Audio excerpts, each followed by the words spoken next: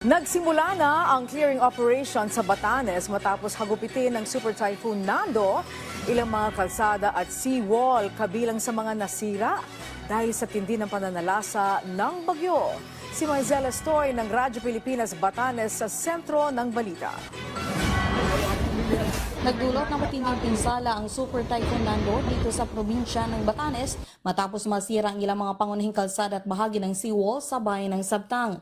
Dahil sa malalakas na pagbugso ng hangin na sinabayan pa ng malalaking alon, ay tuluyan ang nasira at bumigay ang bahagi ng seawall sa mismong pantalan sa naturang bayan. Bukod sa nasirang seawall ay napinsala rin ang bahagi ng National Road sa bayan ng Uyugan. Dahil dito hindi madaanan ng kahit anong uri ng sasakyan ng kalsada sa pagitan ng barangay Itbud at Imnahbus sa bayan ng Uyugan. Sa ngayon, wala pa ring supply ng kuryente sa buong probinsya simula pa noong linggo ng gabi matapos ipatupad ang total shutdown ng Batanes Electric Cooperative. Inaasahan naman na maibabalik ang kuryente kapag natapos na ang inspeksyon sa mga linya ng kuryente. Samantala, nagsimula na ang clearing operation sa lalawigan kanina umaga. Sa katunayan, malinis na ang ilang pangunahing kalsada sa bayan ng Sabtang. Mula rito sa Batanes para sa Integrated State Media, Maizela Stoy ng Radyo Pilipinas, Radyo Publiko.